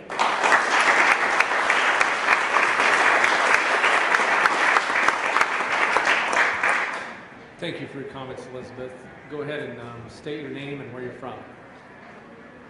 Corey Ryan, ASME Local 2994, Anamosa, Iowa, Corrections Officer at the Anamosa State Penitentiary. I just want to take a moment to tell you guys that myself, I am an immigrant to the state of Iowa. I was born and raised in Omaha, Nebraska my entire life. Me and my wife's family is from Omaha, Nebraska. We moved up here strictly for this job at the Anamosa State Penitentiary, for the benefits and the security and the salary that this job gives me. I heard a comment earlier today that corrections was not included underneath the law enforcement umbrella because we live in a controlled environment. To anybody that thinks that, please come and visit my penitentiary someday. Come and see the people that I deal with, the stuff that I can come in contact with. 60% of our inmate population has non-curable bloodborne pathogens. With stuff thrown on you like that every day, and you don't include me underneath the public safety, that feels like you guys spit on me. I am severely disappointed in you guys. I mean, I wear a badge just like anybody else. My brothers, my sisters that I go to work with every day, that I've seen assaulted, and you guys don't include us under that umbrella, it disappoints me. That's all I've got to say to you guys. I pay taxes here, I shop here, and I came from another state. I didn't have to do that. I did that for this job, for this benefits that this union provides to me.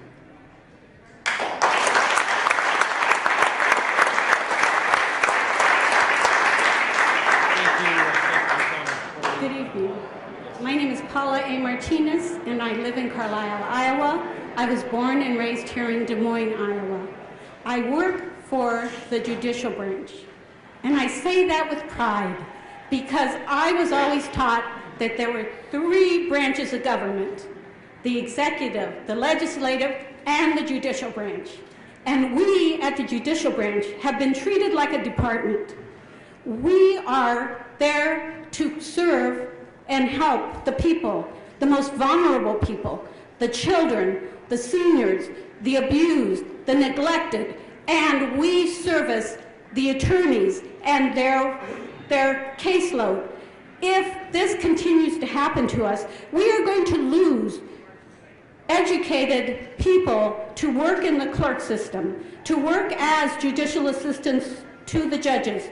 We have already positions that are not filled and will not be filled because of the lack of funding, because of the budget, because of no bargaining. This has to stop. We are here to protect the citizens of the state of Iowa. We are taxpayers.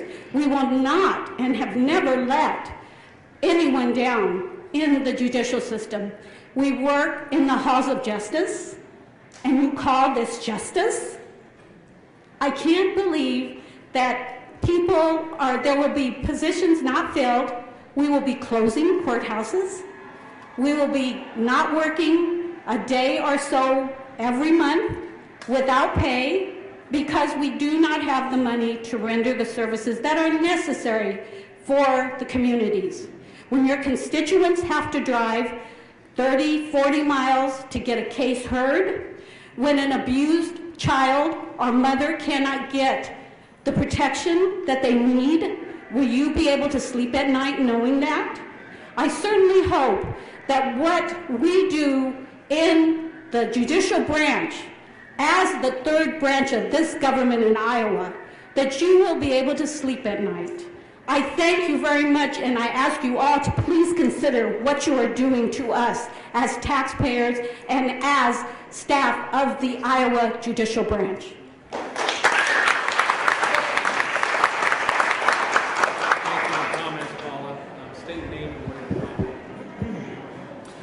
Good evening, everybody. My name is Michael Gass. I'm a 49-year-old correctional officer at the Iowa Correctional Institution for Women. I'm also an 8-year veteran of the United States Army, Cold War veteran, and a Desert Shield, Desert Storm veteran. Divorced, and I have 2 very beautiful daughters, 24 and 14. I just bought a house on the east side of Des Moines last September. A few problems I have with this bill is Chapter 20 is Iowa. Chapter 20 is not broken. Chapter 20 is not antiquated. Chapter 20 is fair and does not lean either way. We are all taxpayers, and I'm getting tired of this myth that think that all public employees are not taxpayers. I'm also a veteran, and if you support veterans, you need to support Chapter 20. Look at how many veterans work for public service today. This bill is ALEC and Americans for Prosperity. Let us guide Iowa together and not through outside special interests. The effects here in Iowa, my department, the Department of Corrections, has really bad problems managing money sometimes, and we have to lay people off. If you get rid of seniority, my hard work, I've done everything the Republican Party has asked. I've worked my butt off. I've got settled in my job. I'm very good at what I do, and I take very much pride in my job. You're going to tell me that my company, that my department then is going to lay the senior ones off because we make them more money, that I'm going to lose my house, my ex-wife's going to lose the child support, and I have to work hard to try to get Saturday and Sundays off again? This is not collective bargaining. It's been reduced to collective bargain. I've talked to fellow members at my work site, and we'll have 20 to 30 people either retire or leave. We're short-staffed already, and a good example is we're going to follow in Wisconsin, where they have to send officers and pay them hotel nights and stand in other cities so they can work shifts in other prisons. We do the jobs that nobody wants. We get spit on, we get cursed at, we have feces thrown at us. Somebody said last week that, have you ever done a traffic stop? Have you ever done a forced cell extraction with an inmate covered in poo? I have my brothers and sisters in AFSCMEs, always have had my back, and I have theirs. My brothers and sisters in law enforcement and the firefighters have always had my back, and I have theirs. My brothers and sisters in the trades, teachers, and other unions have my back, and I have theirs also. Now I look to you all in the room and ask, do you have my back and support Chapter 20 as is? Thank you.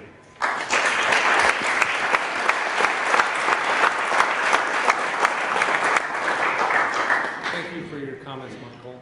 Go ahead and state your name and where you're from. I'm Jana Smith from Des Moines, Iowa. Go ahead. Okay. As a lifelong Iowan taxpayer and public sector worker for the last 20 years, I'm here to urge you to do the right thing and vote no. This bill will destroy Iowa economy, your neighbors, your friends, and your voters' quality of life. During committee meetings this past week, I've heard the chairs say repeatedly that taxpayers are asking for these bills. If these people are asking for these bills, why won't they come forward? We all know it's because it's hard to look someone in the eye when you are proposing to take away life as they know it. Public workers are here tonight, and if you can look them in the eye, you will see they are asking you to vote no for something that is bad for voters, the voters that you were elected to represent. This legislation is not good for Iowa. It's bad, and we all know it. You know it too. These bills were crafted in secret because it's easier to stab your friends and neighbors in the back instead of looking them in the eye. Crafted by legislators who have continued to use the benefits made possible by collective bargaining, and even possible by me giving up raise after raise and taking mandatory furlough days.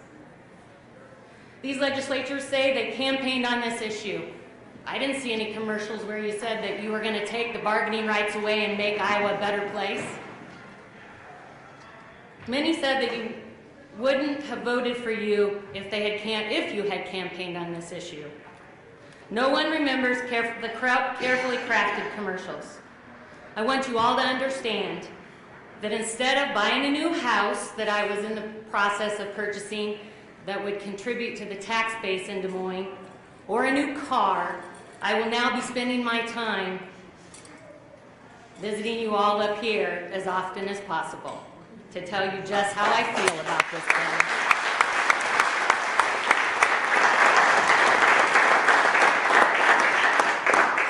And I likely won't rest until most of you aren't here again.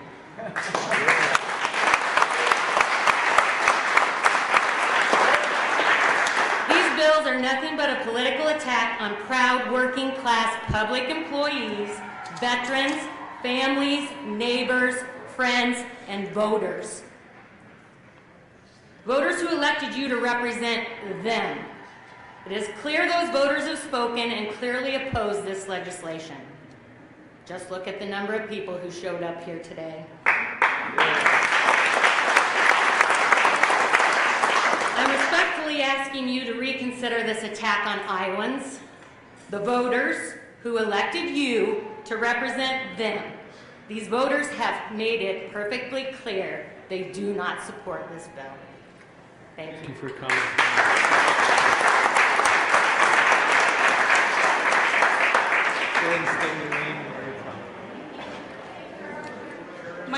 Lindsay Herron. I'm a correctional officer.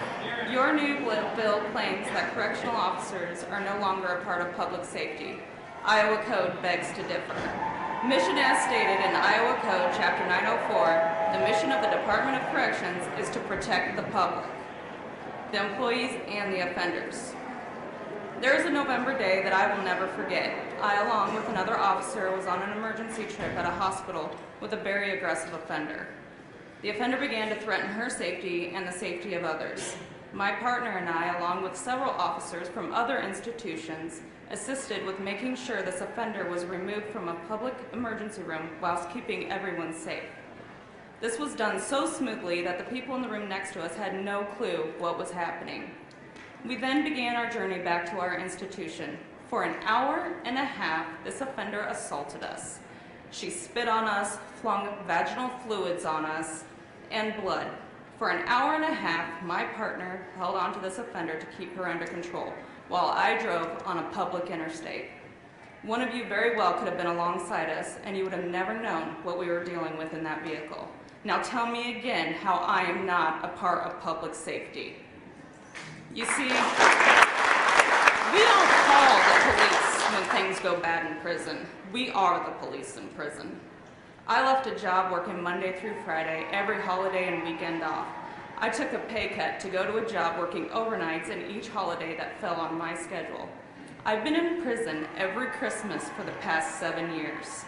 I did this because the benefits outweighed the pay. These benefits were bargained for through contract negotiations.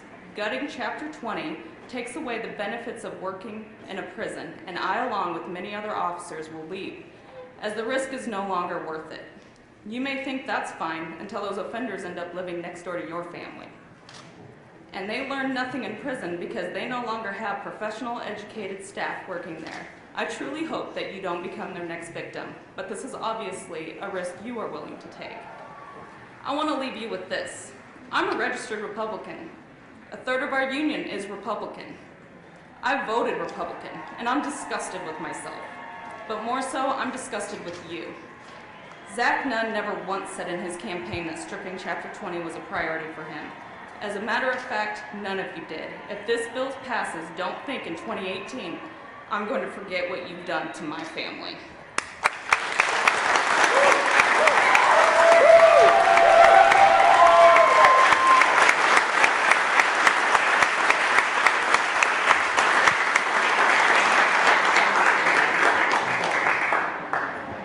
Good evening. My name is Mike Weckman, business manager, Land Local 177.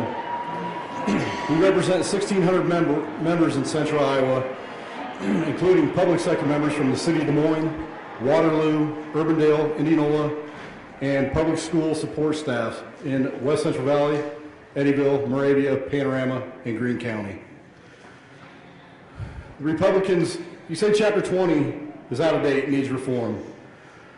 But you're exempting police and fire, so they can still bargain off the old law, the one that doesn't work anymore. You say they deserve a voice at the bargaining table because they run into uncertainties on the job. Well, I would say that you are discriminating against workers who are not classified as emergency services. What about the labor in the ditch fixing your sewer, your storm sewer, and your water mains? There's no danger in their jobs, right?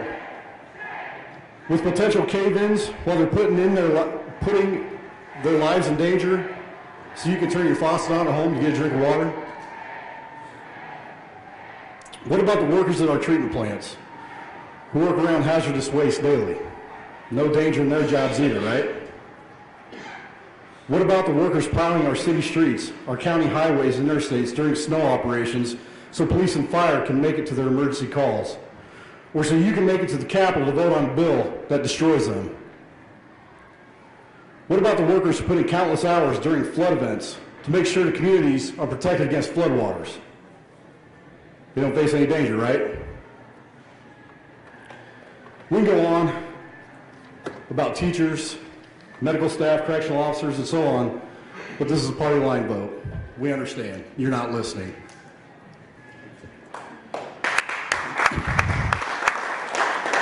Republicans say they're trying to give back control to city councils and school boards, etc. This doesn't give control to communities. It takes away their ability to run their operations. If you're giving control to communities, why take away the ability to increase minimum wages?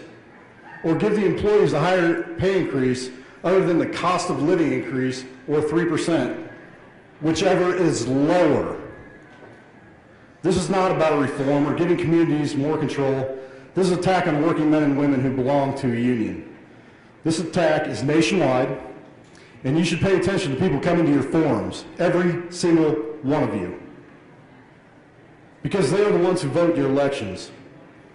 The people who give dark money, millionaires, corporations, ALEC, or the Americans for Prosperity, the ones that we just interviewed that said that they were paid to be here, they don't even know why they're here.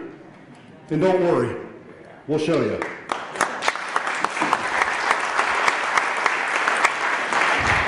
So that dark money, they're just your puppet master. We understand.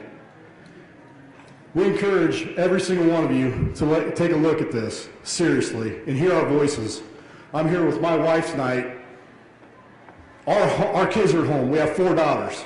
You take this away from us, we are the voters, not that dark money. Listen to us. We're the ones that are going to be voting, Ralph, in your election, Holt, your election. We're going to make sure our members remember this, all you guys. You can sit here and smile and nod your heads and laugh at us like you hear us. We know you don't. We encourage you to vote no on the Chapter 20 reform. Thank you.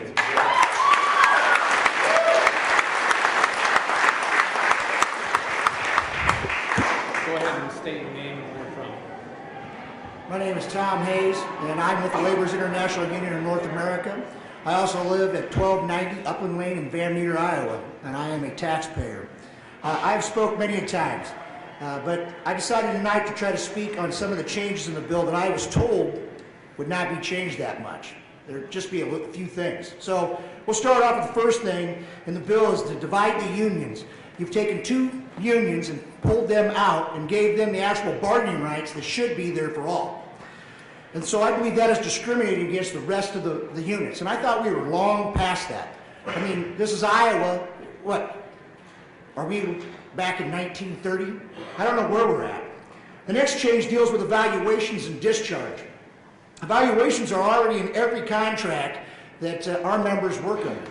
I don't quite see the problem, and neither do they. Matter of fact, the evaluations that are used, sometimes those are used for promotions and discipline. You know, the discipline that you don't think the employers are allowed to give to the public employees. That's pretty strange because I watch them give discipline all the time. And discharge.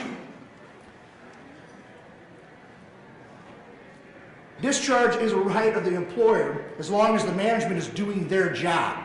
Document, document, document. Don't give it to us the hard way just because management's not doing their job. Subsection 5 of Chapter 20.7 currently gives the right to relieve an employee for lack of work or legitimate reasons. You know, job abolishment, reduction in workforce. This already is being accomplished in the present bill, so I just don't understand why you need to add more words. The next change deals with negotiations and dues checkoff.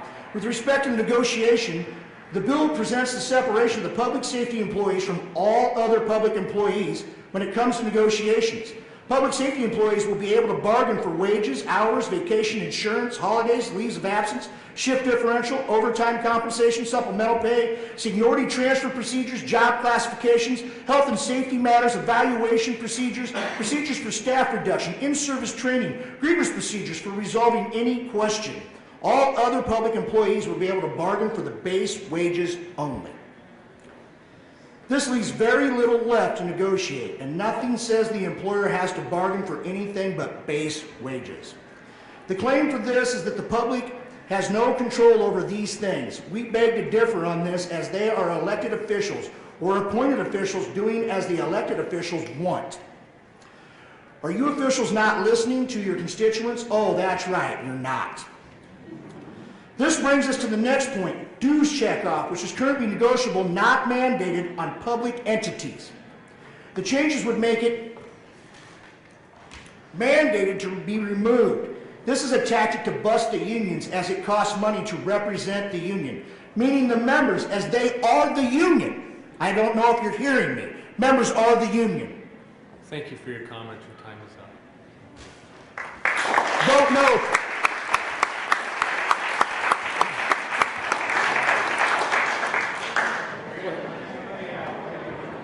ahead and state your name and where you're from. My name is, my name is Peter Nielsen.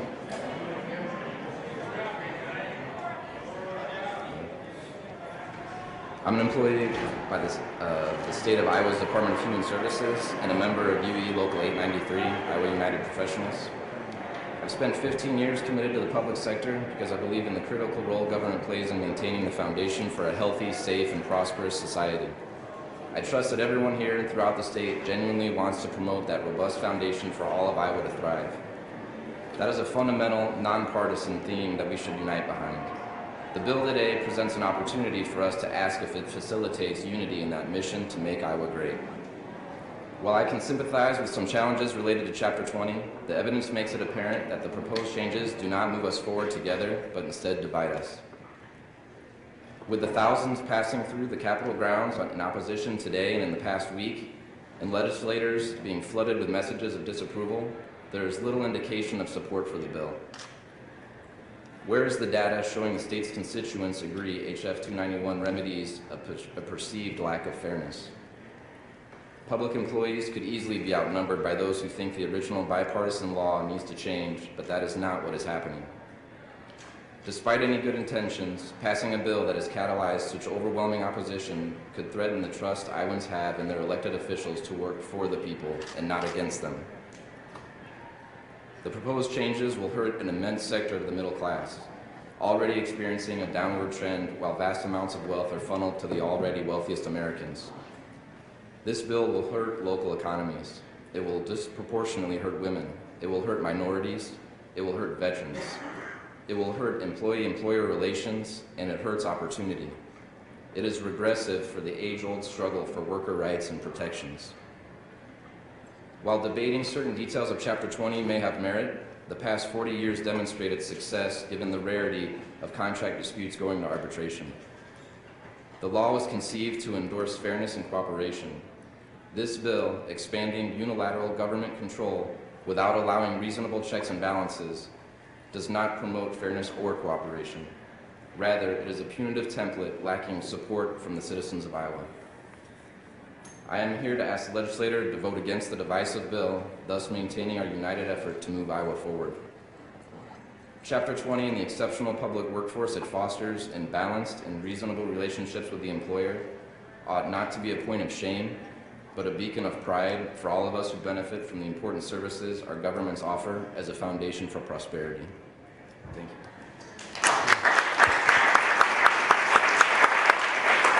Thank you for your comments, Peter. Go ahead and state your name and where you're from. My name is Susan Wickham, and I'm an antiquated ex-union boss from Des Moines. I worked at DMAC from 1971 to 2013, teaching GED, reading, English, and study strategies classes to help students strengthen their skills for college success.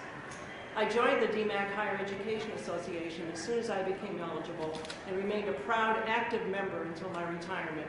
I was building rep, union secretary, a couple of times on the bargaining team.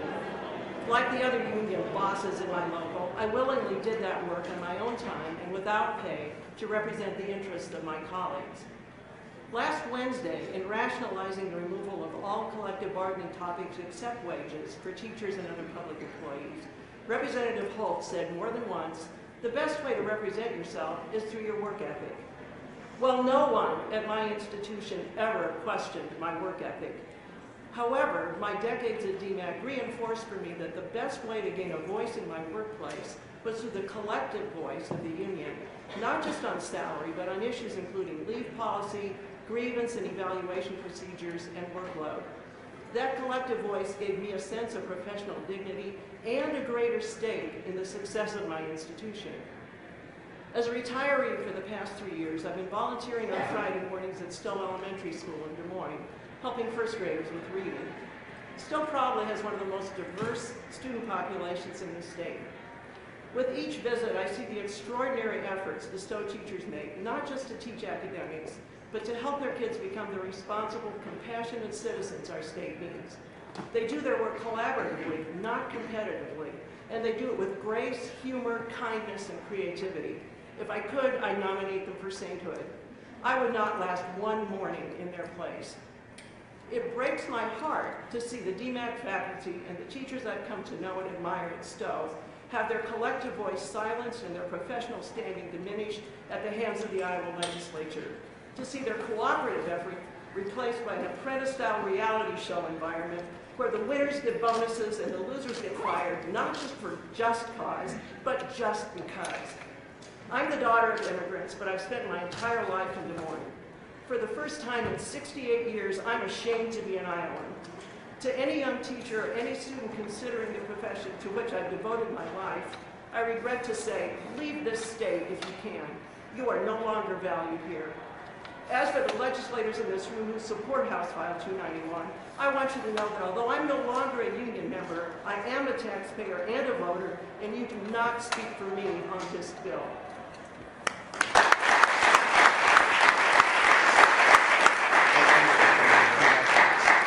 Thank you for your comments. Go ahead and state your name and where you're from. My name is Robert Henderson. I'm a recently retired probation parole officer, and I retired in June of 2016. I worked for 34 years.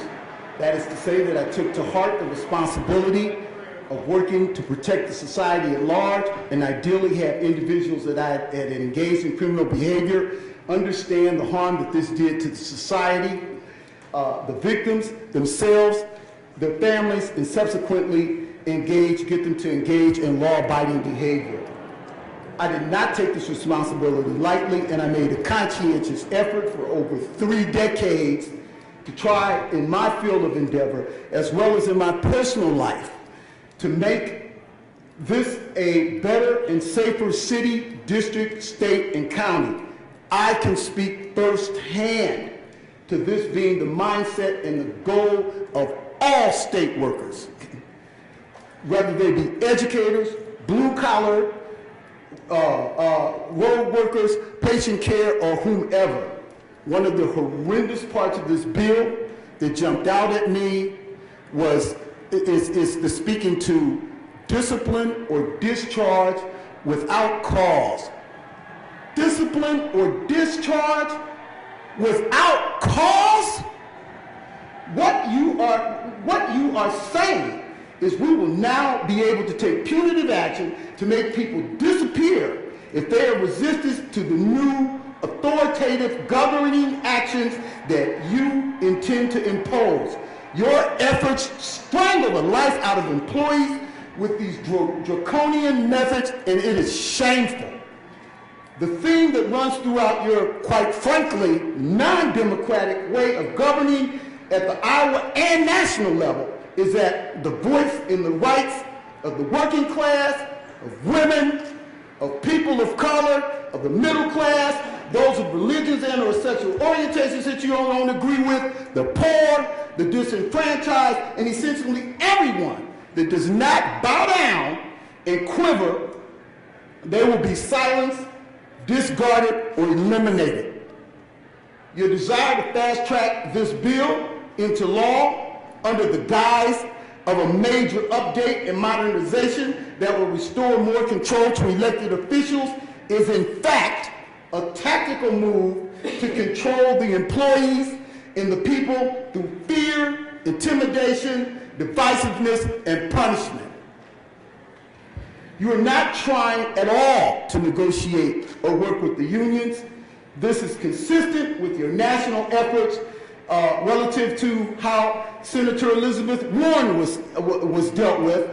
And for all intents and purposes, she was told to shut up and sit down when she was reading from a statement that the late Coretta Scott King was making, who is the wife of slain civil rights leader Martin Luther King. This is a democracy. Thank you for your comments. Thank you for your comments. Your time is up.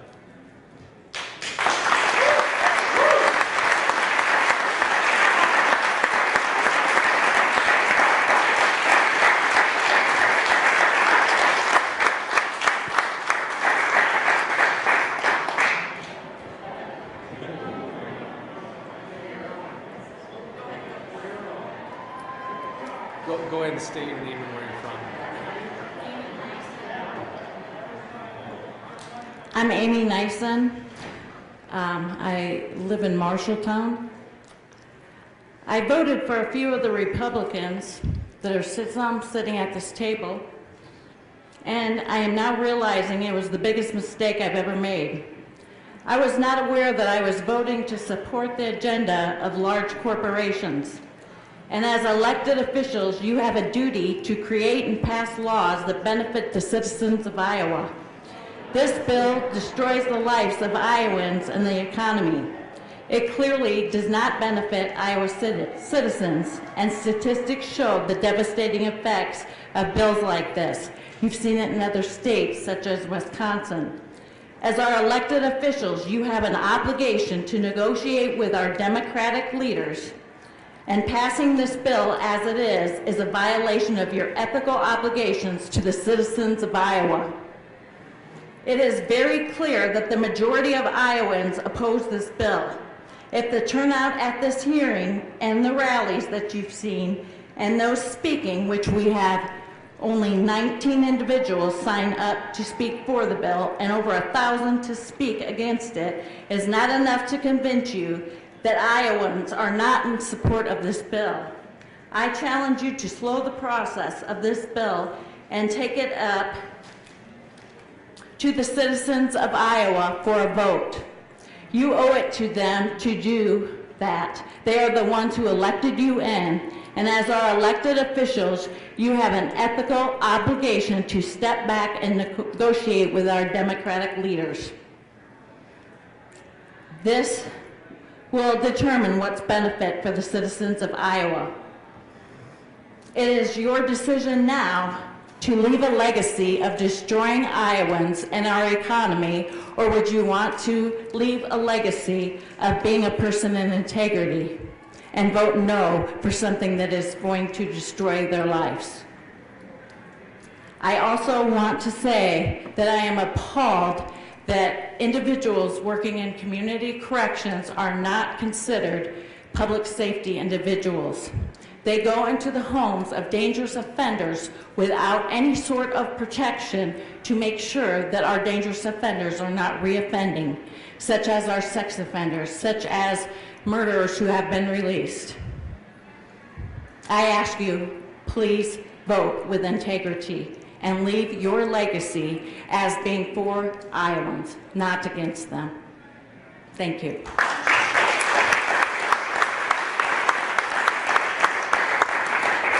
Thank you for your comments. Go ahead and state your name and where you're from. My name is Laura Hansen. I live in Des Moines. I am a taxpayer. I am a consumer. I have been a DHS employee in Polk County for 28 years. I have been a child protective investigator, dependent adult protective investigator for 26 years, and I vote. In 2016, I investigated over 200 cases of child and dependent adult abuse. In the month of January, I had 20 cases assigned to me. That's sex abuse, physical abuse, human trafficking, family assessments, that's dependent abuse cases. Now those numbers, I don't think really mean a lot unless you know what that's all about. These cases are much more difficult. Any of you read the newspaper, you see we have heroin, we have opiate prescription drugs, synthetics, meth labs. We go into those houses. One of you legislators made the point that law enforcement puts on those bulletproof vests, they go out into the community, they don't know what they're going to get into. And I tell you what, I respect those law enforcement officers because they have my back when I go out on cases. But 9 times out of 10, I'm going into these houses, I'm going into these homes alone. I'm unarmed, I don't have a vest, I do not have a radio that I can radio for help.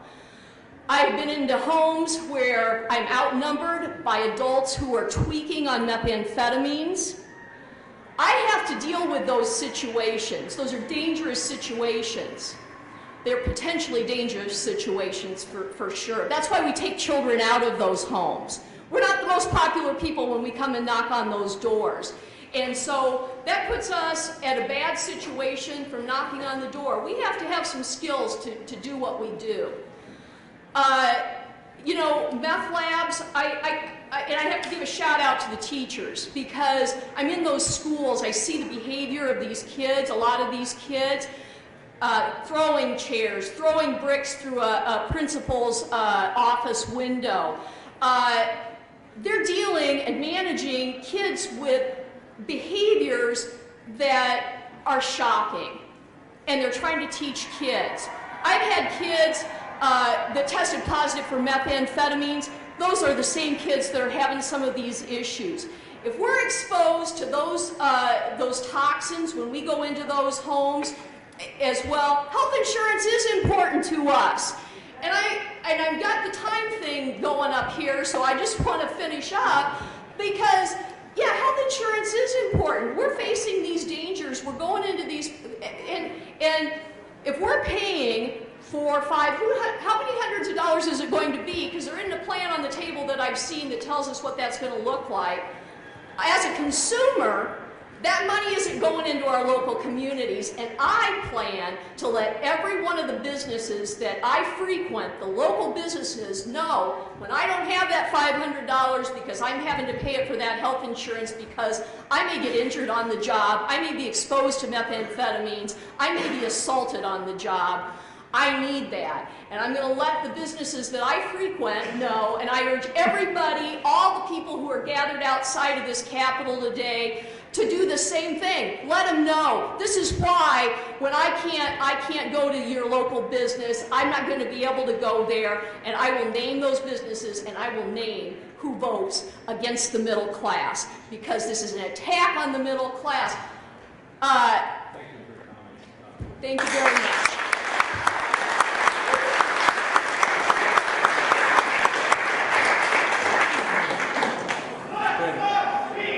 Hello, my name is Ricky Tang. I'm president of UAW Local 450 here in Des Moines.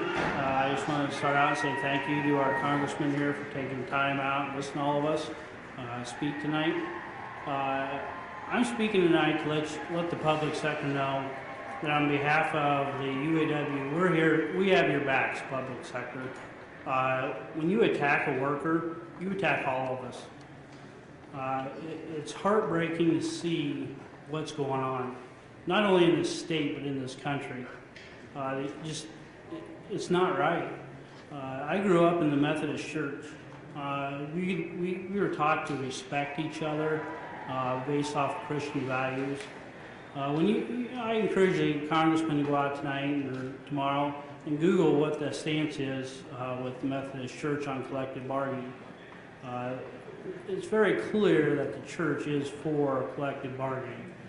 And that's why I got into the job I'm doing today. It's because I want to represent workers. And this attack on workers is not right. I believe fundamentally in this country, we're taking a stance so ideology wrong that we're wanting to base everything off of party lines. We have lost the art of compromise in this country, period.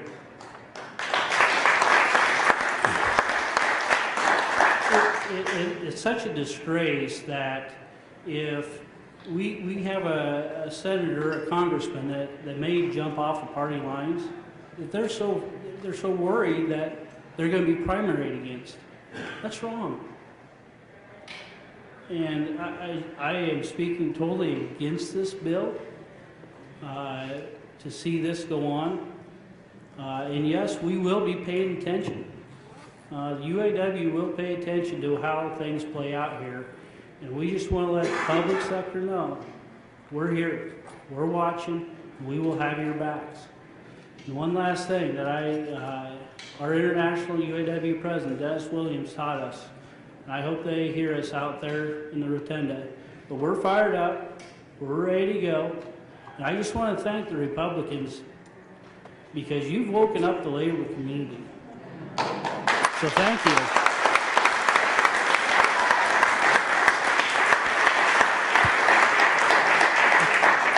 Thank you for your comments. Go ahead and speak. Tell us who you are and where you're from. Good evening. My name is TJ Foley. I'm from Clive, Iowa, and from what I'm told, I'm the final speaker tonight. And I would like to end tonight's proceedings by reminding every elected official in this room of a promise that you make to voters every time you run for re-election. Every politician vows to make Iowa the best place to raise a family and to build a future. An oft-repeated promise is to legislate for that future, ensuring that our state remains competitive and we move forward further into the 21st century. This bill fails that test. This bill fails to move Iowa forward, and it should be rejected. I'm 17 years old, a senior in high school. I'm the son of a teacher, and I speak here today as a representative of the nearly 485,000 students of public schools who will be adversely affected by this legislation. We can't produce strong students without strong teachers, and we can't produce strong teachers while forwarding a full-scale assault on their rights to teach and educate and their rights to a prosperous economic future. Now, I understand that some claim this bill is better for students, and although such rhetoric may be politically expedient, studies from the Department of Education show that students perform better significantly in states with a large union presence compared to those that have less of a presence. Further, without union protections, qualified candidates will choose other professions instead of teaching, limiting the academic opportunities of students and expanding class sizes. Other proponents of this bill claim that it's better for Iowa's bottom line. The facts, on the other hand, tell a different story. The average elementary school teacher in Iowa makes between 7 and 10% less than the median household income in this state, despite having an educational background more advanced than a majority of their private sector counterparts. Education is an investment. It's not a liability, and it's about time that we treat it as such. Everyone in this room, at one point or another, everyone in that room and out there has stepped foot in a school, and I'd venture a guess that everyone here recognizes the importance of strong teachers. The economic future of our state depends on maintaining Iowa's strong tradition of exceptional public education that are second to none. Investing in students means protecting our teachers, and protecting our teachers means that we reject this bill.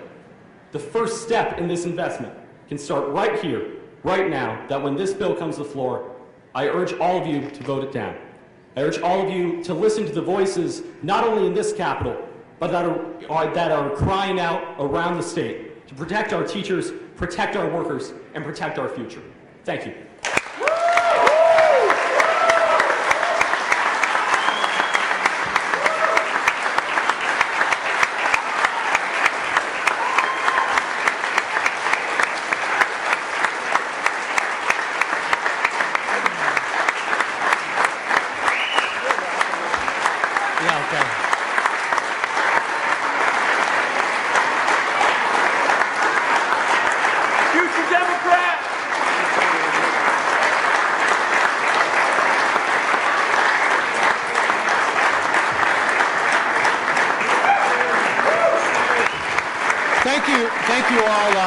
Thank you all for your input.